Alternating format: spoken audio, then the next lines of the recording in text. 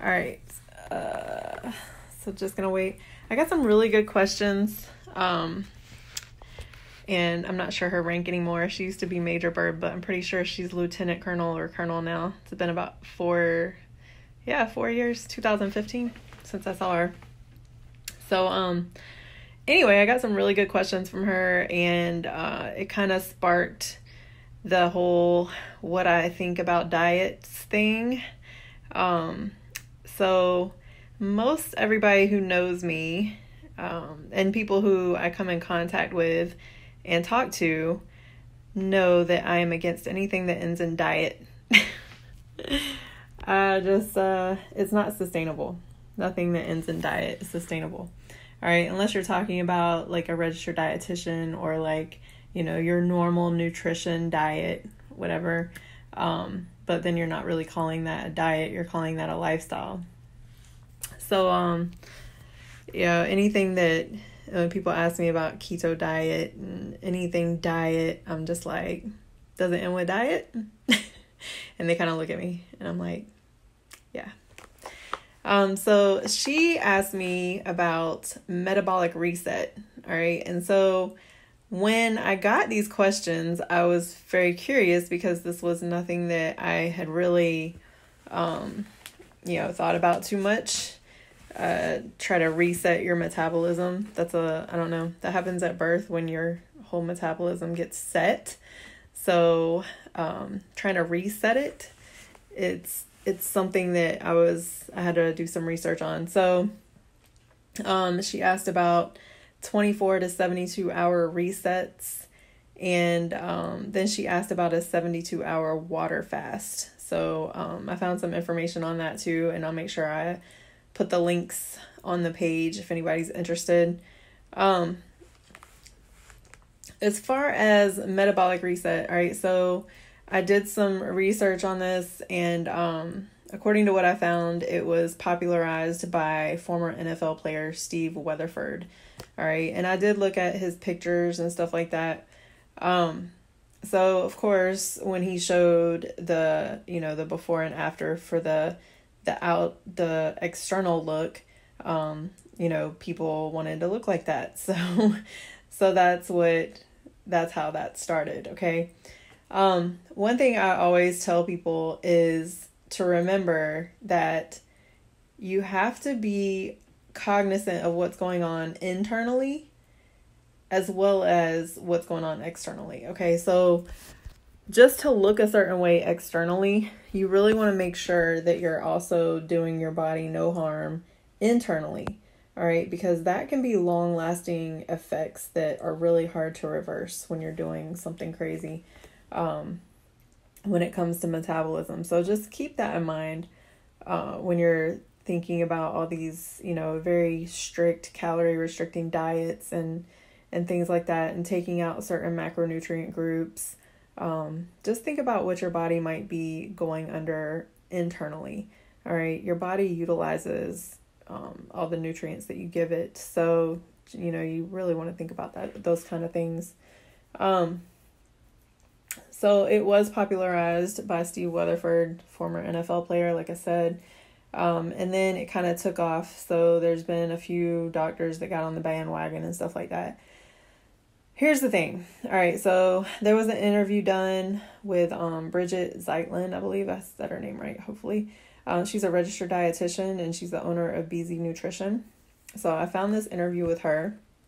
And when I have nutrition questions, I always look for registered dietitians because they undergo 8 years at the least of school for nutrition. So this is something that they've studied and they do all the research on and things like that. And they have the actual, science. They're able to give, actual meal plans to people and things like that. So I always look for the registered dietitians when I have questions about nutrition. I don't go to doctors. I don't go to anybody other than a registered dietitian when it comes to nutrition questions. So keep that in mind when you're doing your research. Okay. Doesn't matter what Dr. Oz said. Go to a registered dietitian that has some credibility. Okay. All All right, so basically what she was saying in the interview is the speed of your metabolism has more to do with genetics and physical activity levels than anything else. That is so true, okay? So, we all have different rates of metabolism. Mine is slower than Elsie's. She's on here. I'm gonna say mine's slower than Elsie's. But, it doesn't, she's younger. And, there's some things that happen in your life, but most of the time it has to do with genetics. All right. So you're not going to be able to reset that. All right. You're not going to be able to reset your genetic makeup.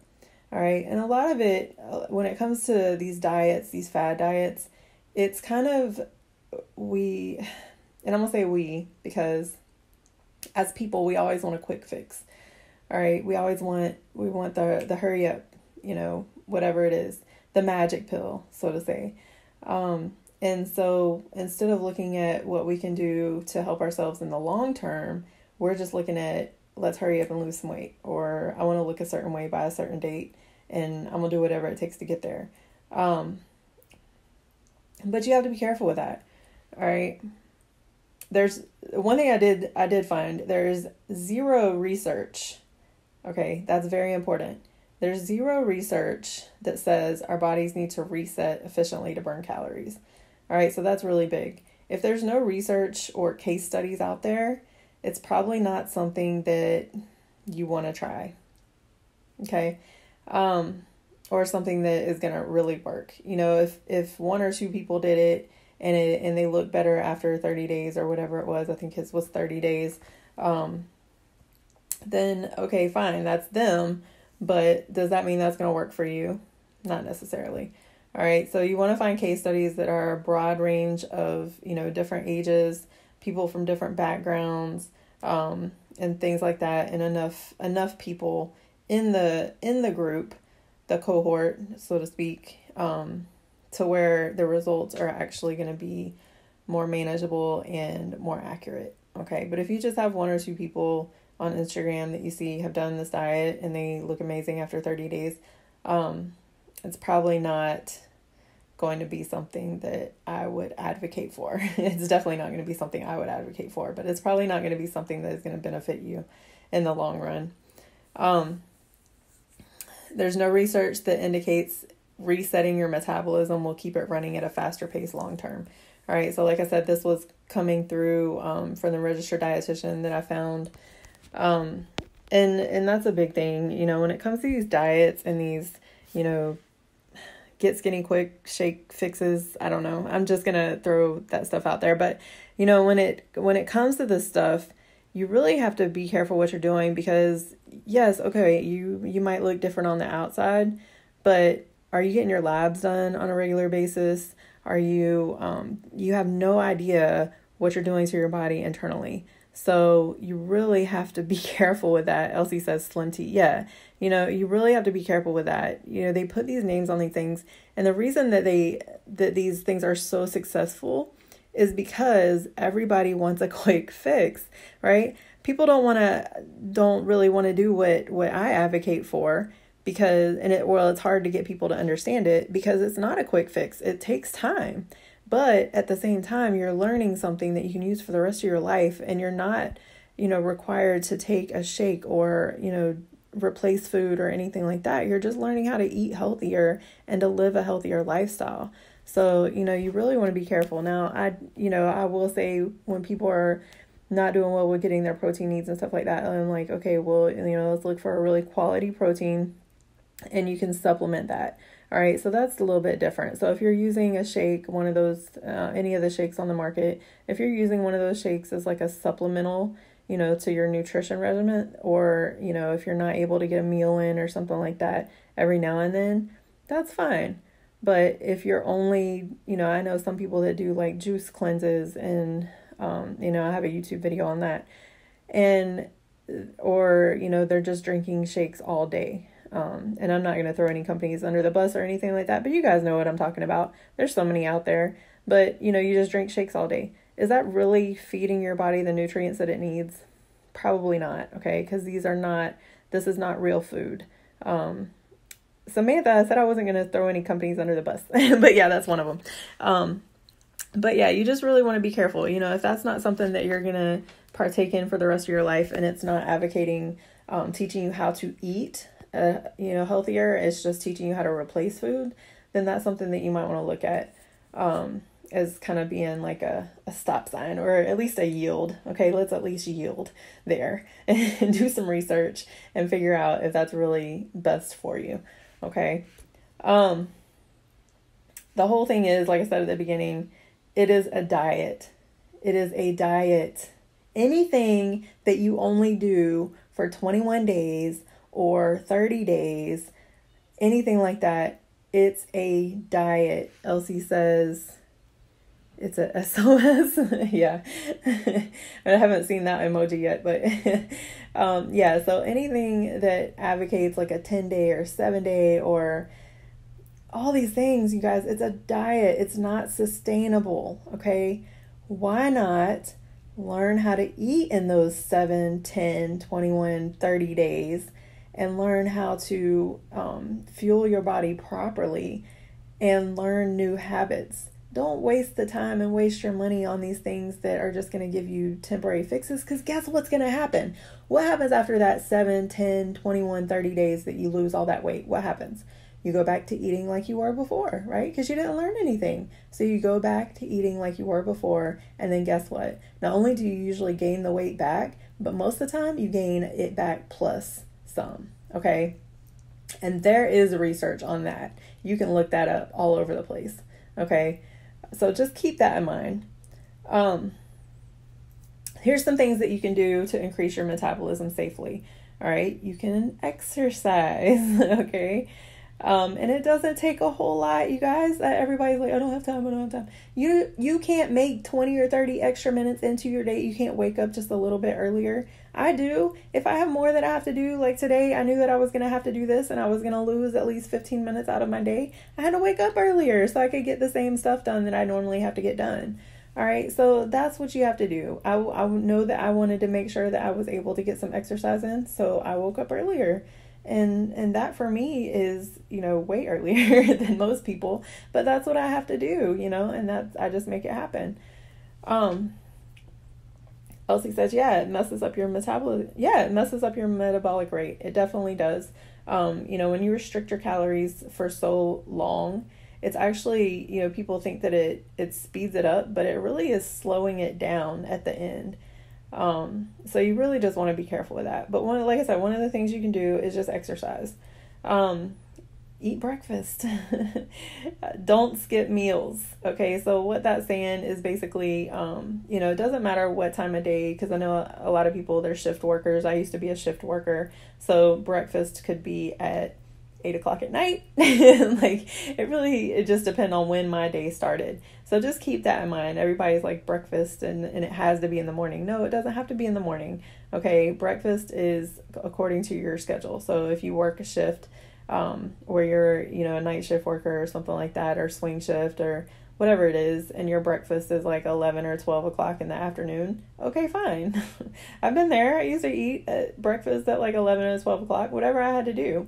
All right. But that's how you get your body. That's how you get your metabolism started during the day. Okay. At the beginning of the day, especially if you're going to work or if you're, going to work out or something like that. Now, if you're just going to do cardio, if you're just going to go for a walk and nothing really hardcore, I'm not going to sit here and say eat a full course meal first thing when you wake up, because I don't do that. I'll eat it like a snack, and then I'll go do my cardio. I'll walk the dog and do some of my morning stuff that I have to do. And then, like right now I'm doing this video. After this, then I'm going to go cook my breakfast and I'm going to eat before we leave. So, but that's because I need to fuel my body for the rest of the day. All right. And I think so many people forget that. And if you don't have time to eat breakfast, make a shake, but a wholesome shake, not just a shake mix. Put some vegetables, some fruits, some, like I use almond milk in mine. Whatever you need to put in there to make sure that your body is getting the nutrients that it needs for survival, and for everyday bodily processes. Another thing that most of, and I'm gonna say us because I'm just as guilty as for this, is getting adequate sleep. Now, this is different for everybody, okay? Science says 8 hours. You have to get 8 hours. If I get 8 hours, I'm actually more tired during the day. I normally operate very, very well off of 6 hours. And I don't feel like that slows my metabolism down. What slows my metabolism down is, if I'm not working out or if I'm not eating right or something like that. That's going to make it to where I'm going to start gaining weight. My body's not going to be able to process some of those things. So it's just you're going to start gaining the weight back. All right. So it's not that I'm slowing my metabolism down by not getting enough sleep, because enough sleep is different for everybody right now. Samantha says a huge issue for you right now. Well, you have a baby too, so that's a little bit different when you have, and I've been there. I remember I didn't get any sleep, and then Elsie has a newborn, or not newborn, but it's almost 7 months. So yeah, you guys are not gonna get the amount of sleep that you need, and that's just something that you have to deal with. But you're gonna have to combat that by making sure that you're active and you're take your kids with you and whatever you have to do to make it happen, and then make sure you're eating. A lot of us, especially moms, sometimes we forget to eat, so we always have to make sure we're taking care of ourselves, because if we're not taking care of ourselves, how are we going to take care of our kids properly? All right, so that's something to keep in mind. The fourth way to increase your metabolism safely is to drink more water. Drink more water. A lot of people just don't drink enough water. I see people, and kids especially, this breaks my heart when I see kids drinking like Mountain Dews and Cokes and all kinds of stuff. And I'm just like, oh my gosh, give them more water, please, because, that's crazy. Hey, Kiana. But yeah, so just drink more water, you guys. That's going to help speed up your metabolism as well.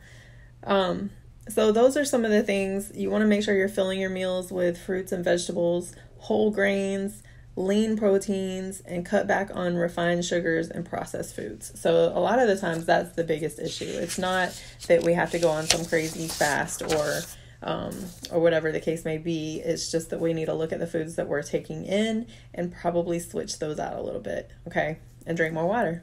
All right. So just look at that. All right, so I'm going to go back. I'm going to go into the 24 to 72 hour. She asked about 24 to 72 hour fasting. One of the things I found for that, so this was a water fast that she was asking about.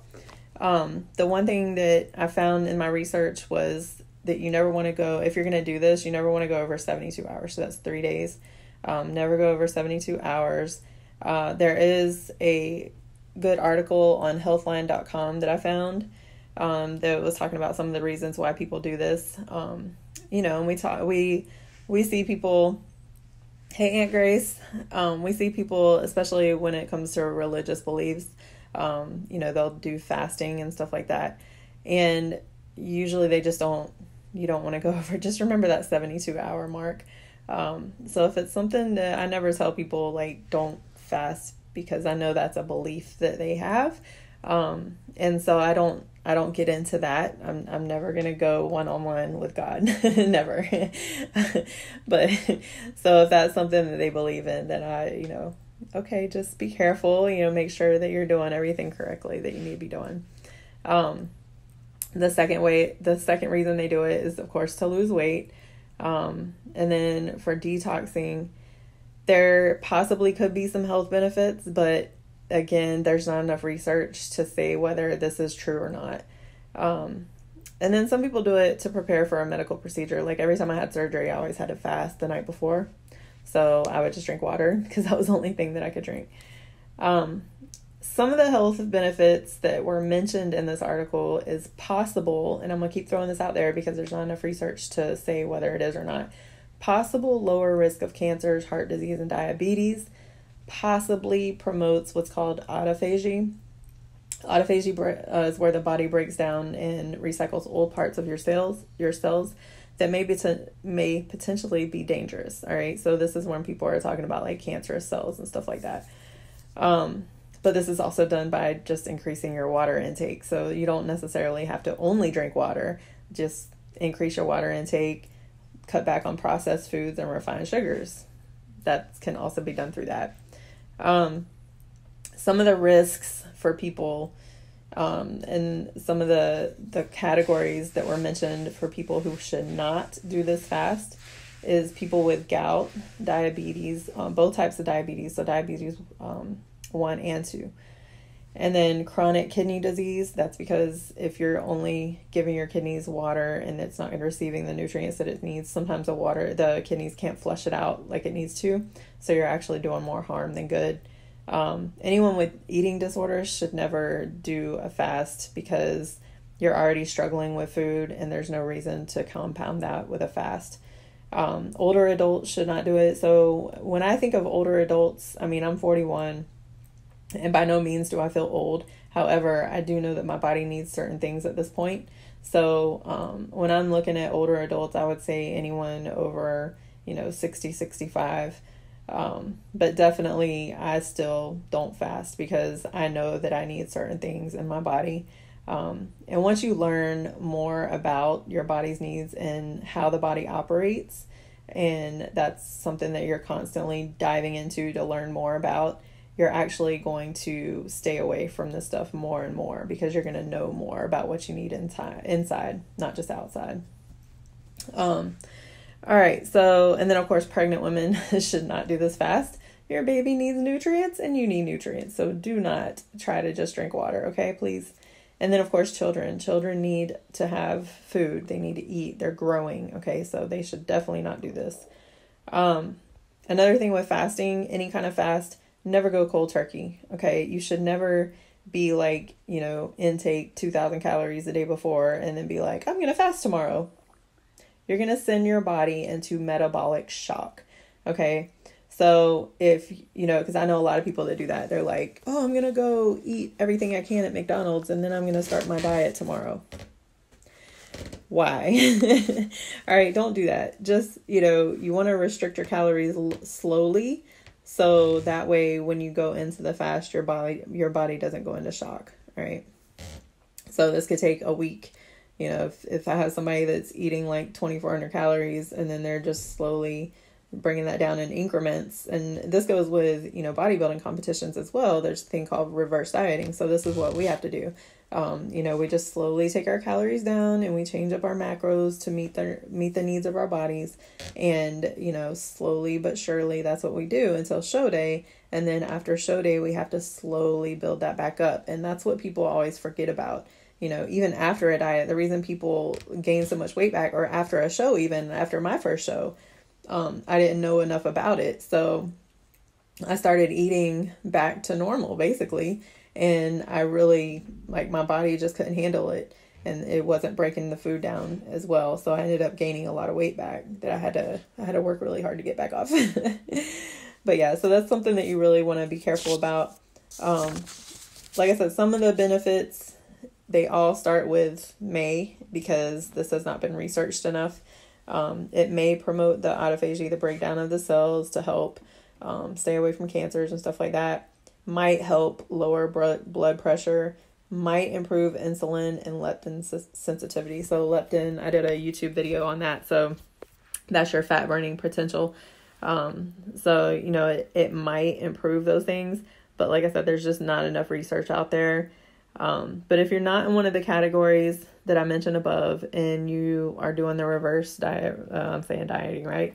The reverse eating up until you try the fast. And then after you try the fast, as long as you do it properly, you can try it out and see what you think.